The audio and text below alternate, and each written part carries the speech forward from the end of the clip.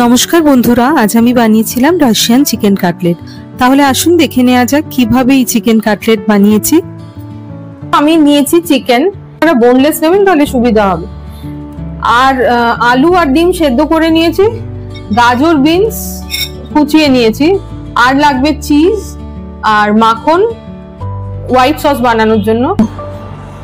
আর এখানে একটু আদা রসুন আর কাঁচা লঙ্কা পেস্ট বানিয়ে নিয়েছি, এটা লাগবে। কাটলেট বানানোর জন্য আমাকে প্রথমে চিকেনটা সেদ্ধ করে নিতে হবে। আদা রসুনের পেস্ট এতে দিয়ে দিচ্ছি, হালকা করে এটা সটে করে নেব, যতক্ষণ না কাঁচা গন্ধটা যায় একটুখানি ফ্রাই করতে হবে। এবার গাজর বিনস গুলো ছেড়ে দিচ্ছি, ওটাও হালকা করে ফ্রাই করে নেব। তার সাথে চিকেন গুলোও দিয়ে দেবো।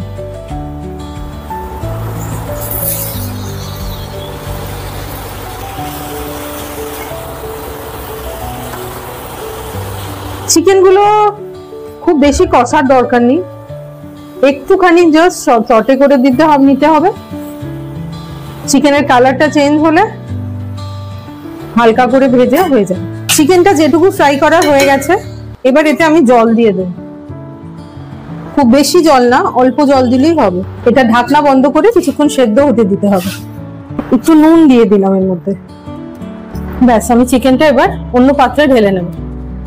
এবার চিকেন গুলো আমি আলাদা একটা পাত্রে উঠিয়ে নিচ্ছি। যেহেতু আমি বোনলেস চিকেন ইউজ করিনি, সেহেতু আমাকে এগুলো ঠান্ডা হলে হাড় থেকে চিকেন গুলো ছাড়িয়ে নিতে হবে। এখান থেকে যে চিকেন স্টকটা বেরিয়েছিল সেটা আমি আলাদা একটা বাটিতে ঢেলে রাখছি। এবার আমি চিকেনের সঙ্গে কিছু জিনিস মিশিয়ে নেব। প্রথমে আমি যে ডিম সেদ্ধ করে রেখেছিলাম সেগুলো গ্রেট করে এর মধ্যে দিয়ে দেব।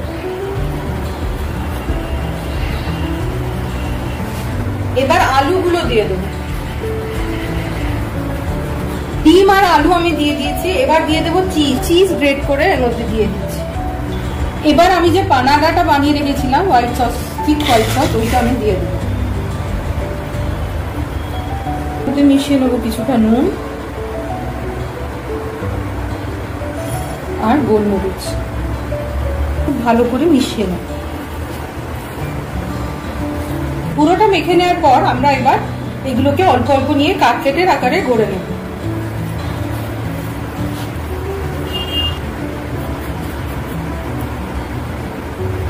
এই যে এভাবে আমরা একটা কাটলেটের আকারে এটা গড়ে নেব। এগুলো আমরা কাটলেটের শেপে এইভাবে গড়ে নিয়েছি। একটা কাটলেট নিলাম, স্লারিতে ডুবিয়ে ওই হাত দিয়ে ব্রেড ক্রাম্বসে রাখবো। এইভাবে সবগুলো কাটলেটে ফ্রাম্বিং করে এবার ফ্রাই করব।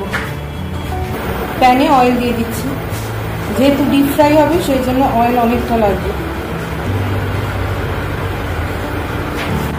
এবারে এক এক করে কাটলেট গুলো ছেড়ে দিচ্ছি।